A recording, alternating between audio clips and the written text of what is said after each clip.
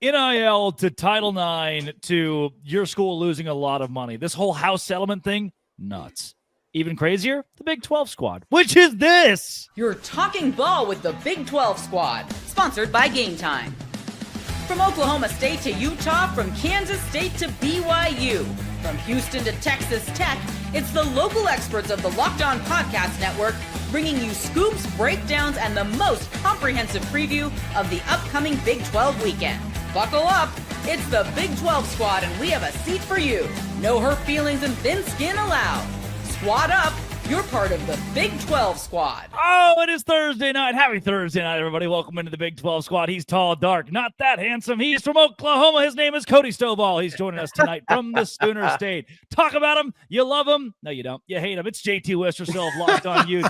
He's all the way from Utah, geared up for our resident member of the Church of Jesus Christ of Latter-day Saints, LDS on Second Reference, Jake Hatch of Locked On Cougars, talking all things BYU. He won the conference, and he's got a new girlfriend, as new enough, like last month or so. Richie Bradshaw joins the Big 12 squad, and he's doing a little teaching, a little coaching. Mr. 5-Hour Energy himself, Parker Ainsworth of Locked On Cougs with Houston. Folks, the house settlement passed this week, meaning all of your beautiful little schools will lose $20 million a year, going right into the pocket of your student athletes. And, hey, you like those NIL collective things? Not anymore. They don't exist. They're not real. The booster-led collectives or booster-sponsored collectives are kind of going away. With this, NIL deals become pretty true to actual business, and they're going to be vetted by Deloitte.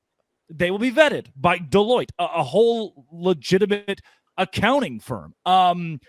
Jake, let's start it with you. You've got the Royal Blue Collective that was on an absolute tear, on a roll. BYU loves the whole NIL thing. And now, oh, by the way, if you own the Utah Jazz, you can't give money directly to student athletes. Like this is a massive hit to schools that have great collectives.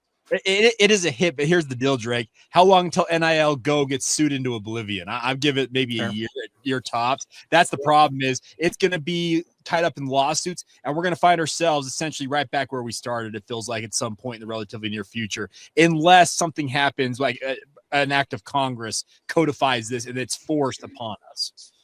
What's interesting, though, is you do have decision makers in power who do want the sport to get back to just where there is more parity. They don't love the state that things are. I'm not even talking about BYU right now. I'm just talking about, pay for play and some of the things that are bouncing all over the place. There are people up top who do not like the state that it's in. So that's where it will be interesting to see, because I do agree with you, Jake, that people are going to get sued, and we'll see if everything holds up. But there are a lot of people up there, too, who do like the sport better when there is more parity involved. It was a matter of time before like Tax Money and Taxman and Uncle Sam came and got involved in like big dollars changing hands. Generally means that they're going to get involved at some point. It wasn't going to last forever like it was. It was just how it was going to change. And the way they're changing is going through some theoretical third party that I don't know. We'll talk about Deloitte, I'm sure, at some point throughout the show too. But it's certainly a different angle than I would have guessed 6 months ago. But you knew something was going to happen.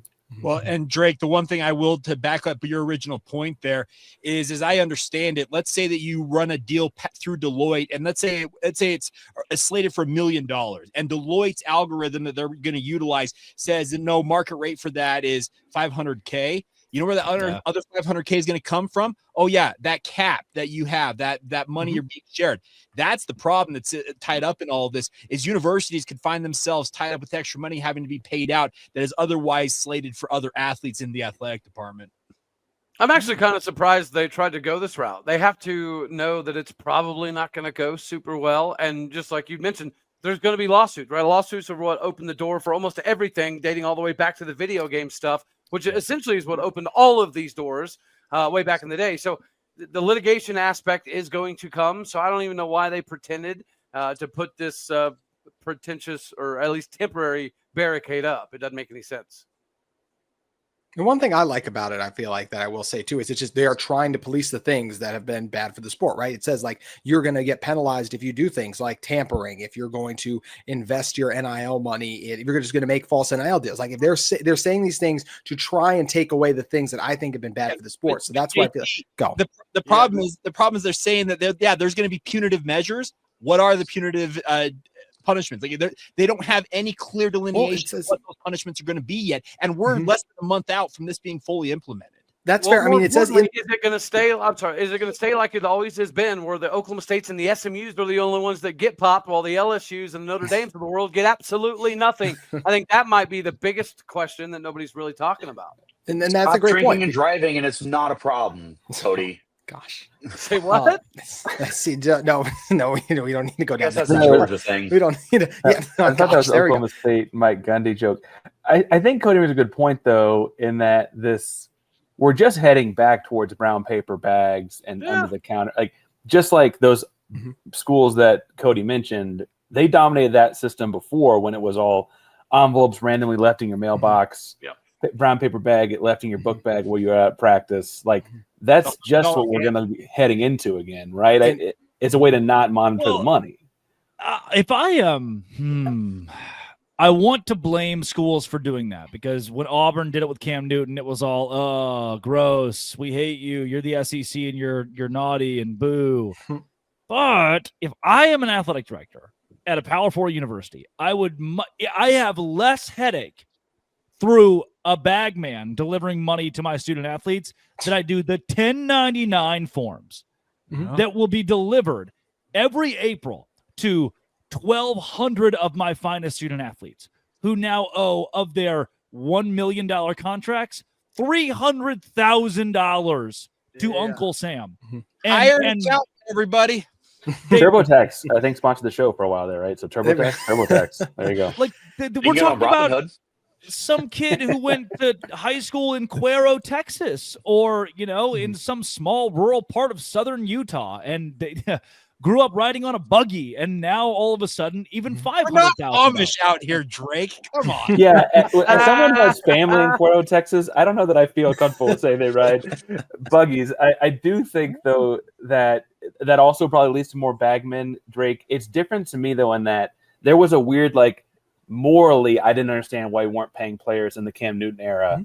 This is just a different way of paying people, and whether or not we think it's feasible, right, whether or not we think Deloitte should be picking the market value of a player or whatever, that's all sketchy and weird, but there is at least some sort of a semblance of way to pay the guys, which is a different moral question to me than Cam Newton, because Cam Newton brings $1 billion to Auburn and all that, right? And all our schools have guys that have done that. We all have guys, whether you want to admit it or not, that pre-NIL money brought me to school and got a little hint, nudge on the side with a brown paper bag.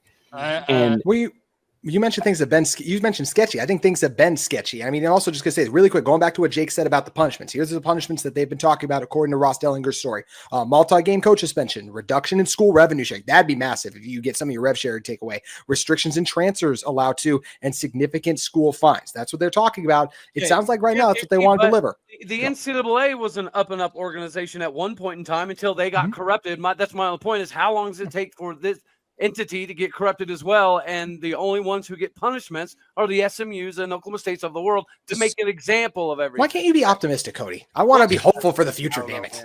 But I mean, that's a good point, is at what point is an organization like that going to grow the backbone and be able to deliver and stay on the punishments that they put out? Because it's exactly what Cody is saying, is you have the leniency that you give to your bigger programs, but then your smaller programs that they're not making as much money, it's like, oh, well, we can make an example out of them. Like, that's just the way it is. And that's become the NCAA. So here's the challenge for the new governing body, whoever is going to end up enforcing it. I think. Yeah, go ahead, Drake. You hit it here real quick, Jake. Before we go into the ad break, hit it, Jake. Well, I was just going to say real quick, that affiliation agreement that's supposed to, you're promising you're not going to sue anybody. Yeah. Here's the deal. The LSUs of the world, et cetera, that can lawyer up. I don't believe for a second, even if they sign that document, that they will not, if they get hit with a certain amount of fines or punishments, they will not lawyer up and take this to court. That's the question I've got here, is if these big dogs really are intent on living by these rules. And if history suggests that they will not. Well, hasn't Greg Sankey said 1,000 times that we don't necessarily need the NCAA? Right. Yeah, so how far are these entities going to be willing to push before Greg Sankey says, you know what, we don't need them either, really? He's reportedly in favor of it, but we'll see. Yeah. Well, how long are you going to have your lawsuit sitting out? Like, you could have your lawsuit sitting there for years and years and years. How long was Florida State and Clemson suing the ACC to get out of the conference? Like, they can draw that stuff out. So, I mean, it's just a matter of biting down and sticking by what you're saying of, hey, there's punishments. We're going to inflict these punishments. Yeah. You gotta bite again, down on it, Drake.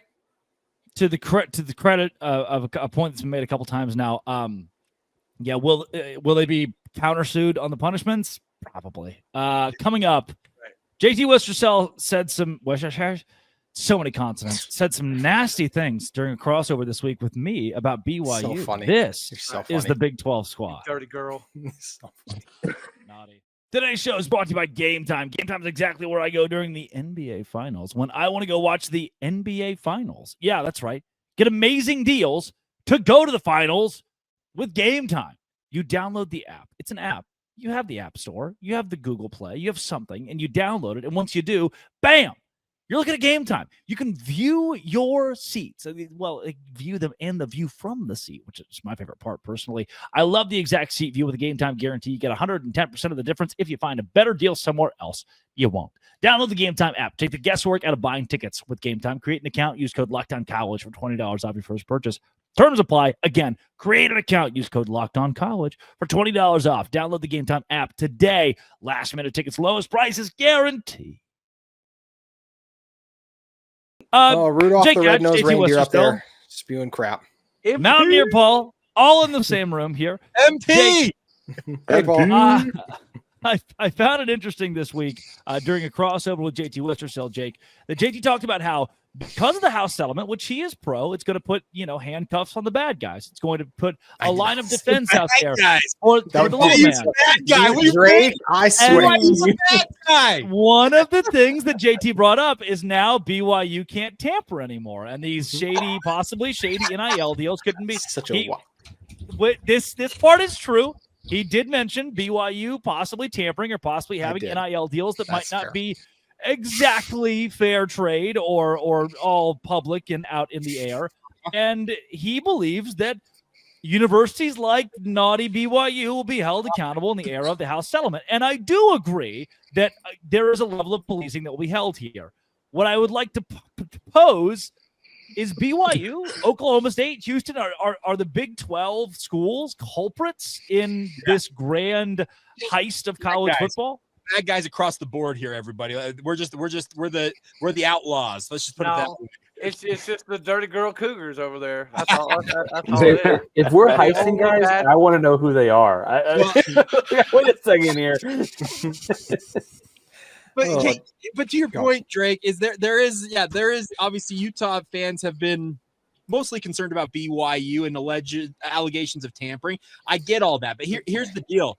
BYU will continue to do essentially what they've been doing, and that is leveraging their ability to bring players to Provo. You mentioned the fact that NIL, the iteration of it that we had in the past is going away. It's going to be more true business deals. BYU still got boosters out there who own companies, are just going to sign affiliation agreements with these individual athletes and still reward them via NIL. That part's not going to go away. I still think BYU will be able to flex on Utah as much as they want.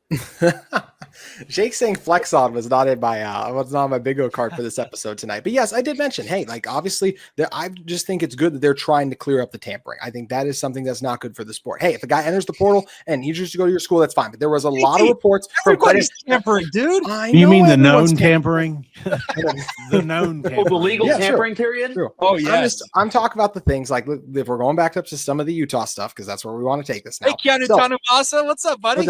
Man, hey, you can wish in one hand and sooner poop in the other, and I think one of them fills up faster. I think it's problematic when we have guys like after spring ball ends and then all of a sudden it's like, oh, I'm hearing so-and-so. The credible reporters are putting out there, hey, these guys are on Utah's roster, and now all of a sudden the rumors are that BYU is trying to get them to their roster. Once again, not just fans, credible reporters. Like I think why isn't Utah trying to get BYU players? They had a better season. What are we talking about? Well, then why not go in the winter? Why go in the spring? What's up? Tit for tat, baby. Let's go. Come on. Let's have Utah with some BYU guys. They haven't. It's a rivalry. Step up. I'm intrigued in part because Houston did have people taken shortly before and shortly after, like we're talking hours, the spring football game. Guys that were like all conference a year ago. I know you don't think we're any good at football, but I guess we beat Utah, so whatever. But, AAC all conference guys who are carried over into the Big 12. AJ Halsey was first team all Big 12. That's fine. And now he's an LSU Tiger. And I guess I'm asking JT, like, there's no real way to stop this. Is all I'm like. Well, that's the hope what they're going to try to do here, right? With the Deloitte clearinghouse, like trying to monitor some of these deals. That's the hope of what they're that's trying monitoring to do. how they get paid, not how they get talked to or when they get talked. Well, no, to. but it says in there. I talked about in the first segment, right? Tampering is something they said they're going to try and monitor. JT, prove it. That's the question. Can you prove You're it? right. They have to Yeah, monitor. How many coaches? How many coaches have threatened it? Right? How many coaches have said they have the receipts? So that's what's interesting. Who's going to? Are they going to come forward? Is someone going to leak it? It's nobody's players going to come forward. No, it's players talking to other players. JT, it's my guy went to high school with that guy, and they know so and so from such and such camp. It's not coaches. That's the problem. It's players saying, "Hey, you can come play for us and get, starting running back here is getting $500K, and you're better than him." Boom. Like that's the players talking to one another because they're friends. You're not going to keep 22-year-olds from talking to one another. That's not okay. But there are coaches who are also doing it. They have coaches accuse other coaches of it. Well, yeah. JT, your optimistic view is amazing, but you need to put down the pipe. You're smoking too much opium over there, buddy. This is exactly what I was going. JT is looking at college football as if somehow everyone's going to become altruistic overnight. And Cody, altruistic. Well, I mean, he is kind of like the son of a conference commissioner. Let down your Paul speak. I prefer it my way. Go MP. I was just saying. I mean, it's pretty obvious he's the son of a conference commissioner that sees the world this way. I mean, it makes total sense. You're so sheltered. In all fairness to JT, he has not once flexed or ever utilized. No. I'm not. I feel like more of us bring it up than JT brings it up. Like, correct. Completely. Correct. Because he has his own opinions separate of that relationship, and I respect him as someone who hosts a podcast as much as you can respect someone. I do think it's a very glass half empty, everything's rosy for JT here, but I have buddies from college that work at Deloitte. They're going to have a Zin in one lip, their dab pen in their back pocket, their shirts untucked. They're ripping it when they go to the bathroom. And you're like, hey, some 23-year-old from BYU wants to transfer to Utah State for $1.3 million. Do you want to go after that? Not even Utah? No. Utah State? Right. How shady is that? And the kid's going to be like, oh, I don't even know, bro. He's got his headphones in, just listening to Post Malone or whatever the kids are doing nowadays. What an and he's just like, put it through, whatever. I like it's high rise. These are Drake describing his friends. Drake just opened that by saying, these are my friends, and then these are who they are. And you are the mean of the 5 people you're closest to. So I am just the spot-on spitting image of that when I'm not on the squad show. Can we go back to Drake saying the whatever the kids are saying these days, and he's the youngest one here? Yeah, that's true. That's true. Old soul. Or Drake, whatever can you drink? What? No. I cannot. No, every time I drink, I end up with a. Never mind. Mike Gundy just so happens to be my role model. So I've been drinking a lot recently. Good. That's a good one to have. Oh, it's funny. I am not going to comment on Bob Huggins. I'm not going to say a damn word about Bob Huggins on this. You mean show. Bob Huggins? There's one damn word you better be real sure not to say about Bob Huggins. Besmirch the Huggy Bear on here. Hey, did you guys see though? He did talk to Andy Dalton this weekend, which is the closest he's gotten to talking about TCU in like 5 months. So I was having a conversation with Andy Dalton this weekend, and him and I were just shooting the breeze, hanging out, chilling like friends do. And the Luke and he comes over. Please ask about Simcox. Adam Thielen says hello, fits in the tantrums. Brantley Gilbert shakes my hand, and then we started talking about where is Locked On TCU, and is it if Locked On TCU falls in the woods, does it make a sound? Steven, show up, man! Come on now. There's no one around. Does it even make a sound? Coming up, he responded to the group chat the other day. Has anyone checked on Nick lately? Speaking of. He's right here. He's just not talking. Yeah. Or Mike. He's doing what he does. Coming up, this is we're going to be the consummate professionals of the world here. Yes. The Title IX just doesn't exist anymore. This is the Big 12 squad. One of the craziest pieces of this, as someone who has a sister who's going to play softball at Baylor on a full scholarship next year, like I've got a very vested interest in women's sports in the Big 12. Title IX, not a thing. Like if you want to give football 80% of this, 75, 80%, that's kind of what's going to happen. And look, I'll be the first one again with the sister who's about to play college softball to say, I get it. Football puts the softball lights, that light switch working. It makes sure the baseball stadium lights work and the men's tennis facility. I understand that, but crazy that somehow through this entire settlement, we've just said, hey, by the way, none of the Title IX rules really are going to apply to this. Well, we did have at one point the education department under the Biden administration said Title IX did apply. It got rolled back the second the Trump administration came in and said, no, these are revenues. They don't apply in this case. And that obviously is subject to interpretation. But Drake, to back you up, my wife played at BYU on a full ride scholarship in her own right. And she fully agrees that both men's basketball and football at BYU generate the revenue. And they're going to get the lion's share of this revenue going back to them. But at the same time, to your point, how much of that money will filter down to the other sports? It feels like it's going to be relative pennies compared to what football and basketball will be raking in. Well, I hate to be the male chauvinist pig on here, but isn't this the same thing as the WNBA asking for NBA money, yet they pale in compared? They produce like a 16th of the viewership.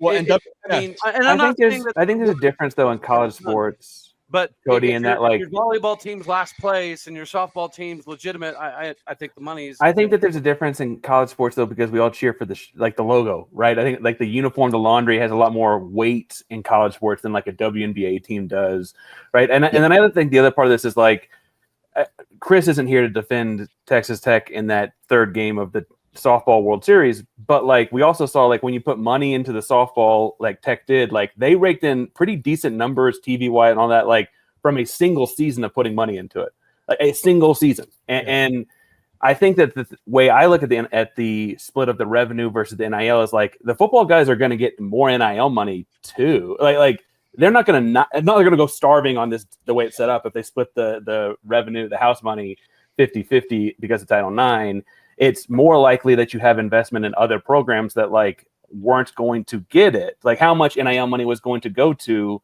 any of your volleyball, softball, women's basketball programs, but this ensures that they get some of that. Whereas your football programs, we're all going to get NIL money. That wasn't a question. Parker, I can tell you when NIL first launched, BYU had a company named Smarty that came out and signed exclusive NIL deals with all of BYU's female athletes across all of their sports. When they announced that, it was back, I think, in 21 or 22, they anticipated paying out at least $2.1 million in NIL at that point. So less than a quarterback. And that's the thing is the question is how much can you even this out? But here's the deal. $2.1 million, that is significant money in women's sports as compared, as you mentioned, to football and basketball, because BYU's paying top dollar for some pretty high-level talent in football and basketball. But we can't, I think, turn up our nose at if anybody wants to foot NIL, I embrace all of it. And I think that BYU has kind of been willing to step to the plate and have other boosters who may not be interested in doing football or basketball. They're saying, hey, what sport are you interested in, and investing in that, to the point of Texas Tech having a big time booster who likes softball. That's awesome. And that obviously shows results can come from it. Well, let me jump on that. Yeah. So what I wanted to say, talking about Texas Tech softball, softball's not a big sport that a lot of people are paying attention to, but people want to be a part of something that's big, that's important, that's fun.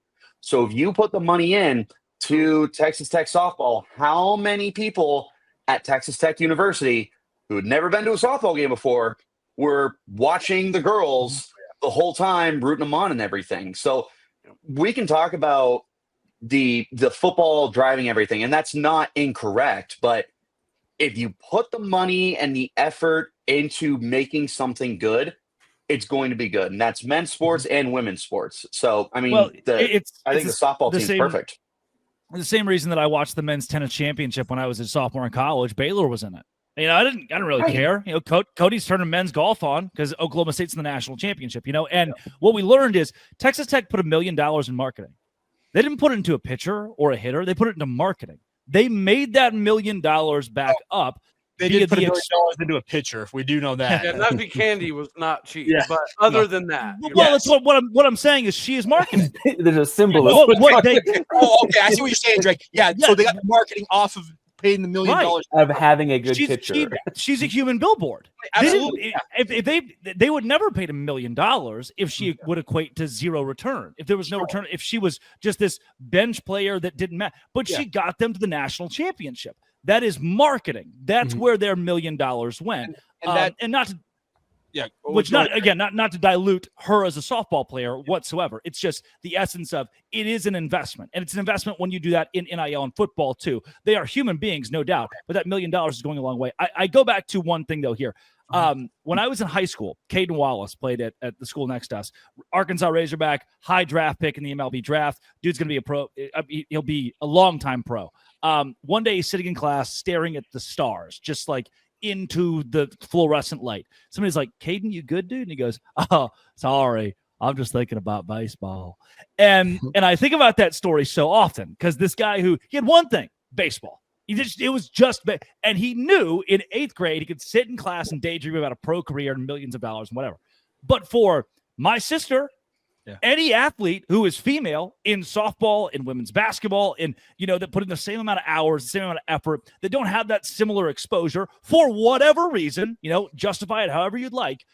This is an opportunity if Title IX is able to even this out a little bit for them to actually, for once, be treated the same way that a college male is treated in sport. And I get it. Again, in the professional ranks, revenue has to stack up. Revenue has to, you've got to be paid based on your revenue. At the collegiate ranks, they were still trying to keep some sort of amateurism on, giving the ladies a little bit more of a boost, a little bit more knowing that the guy next to them sitting in their history class, he can go pro next year and make $6 million, and she's the best player in college softball and might never sniff that post-graduation, post-23 years old, might have to go just into the workforce immediately. I don't mind this being a little uneven.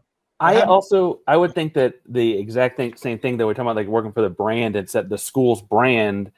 Jake, I don't mean to pluck at BYU, but like they, for all intents and purposes, have lost their quarterback, and the quarterback's a big part of a football team. I don't think they've lost any football revenue because of that moving into next season, right? The football guys are getting paid on the same, like they play for BYU, and BYU is the brand, and that's what people want to support. The volleyball team also plays for BYU, right? The volleyball team also plays for Oklahoma State. Like that, they're also playing for a brand that is, everyone seems to be pointing out, like we turn on when they're on. I watch the women's sports when they're on ESPN Plus because I want to watch the University of Houston. That's what we're all doing. I wouldn't watch softball otherwise. I don't watch that much baseball otherwise, right? Like that's just the way it goes. Yeah, and that's the thing about college sports is you ride for the brand. Like the logo is what you're rooting for more than anything else. It's for the state. Yeah. Well, one thing you guys mentioned that's interesting too earlier is we're talking so much about baseball and softball. Like every school will be different, right? For Utah, they're going to put more into gymnastics than they will baseball. How many teams in the country are going to say that? So that's the other thing is where does the investment come from? I'm curious to see because they have the 20 million. That's where they divvy it up. And to JT's point, the Red Rocks, as they call them, the Utah Gymnastics Program, has its own NIL deals for its athletes. It's one of the rare that you have an individual female sport that has specific NIL deals for it. But it's awesome. I think it's something that, to Drake's point, that can be replicated in other programs. What BYU did with that Smarty company was smart because they signed deals with across the board for all BYU female sports. Did no investment on the men's side of things. I think you can expand that more as you go along here because, as we've talked about, you rep more for the brand, the logo that you root for, than the individual team or sport in the school. Richie's going to root for ASU basketball and ASU baseball and everything else entailed. I'll do the same thing for BYU, tennis, swimming, whatever, golf. You're going to rep for the brand more than anything else. Well, Suni Lee, right? We all know that she went to Auburn. I can't name a single, women's gymnastic member at Missouri, but I know that she went to Auburn.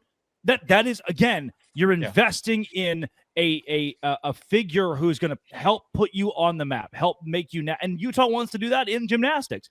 Oklahoma State wants to do that in golf, right? We talk about the University of Texas has golfers constantly that are at the top of the PGA, and it's always mentioned that here's a picture of him playing at Texas. It helps that school. And I think that goes for not just the women's sports, but also all non-revenue sports, which, by the way, are most sports. Like 94% of sports are non-revenue and funded by and large football. That is Jacob Hatch. I think your Twitter is Jacob Hatch, which always throws me off. It's Jake Hatch. Parker Ainsworth of Locked On Cougs. Jake Hatch talks all things BYU with Locked On Cougars. Cody Stovall of Locked On Oklahoma State. GT Wister, so Locked On Utes. Richie Bradshaw, Locked On Sun Devils. Mountaineer Paul talking West Virginia. This has been, always will be Locked On. Thanks for making it your first listen every single day. The Dos Grande Squad.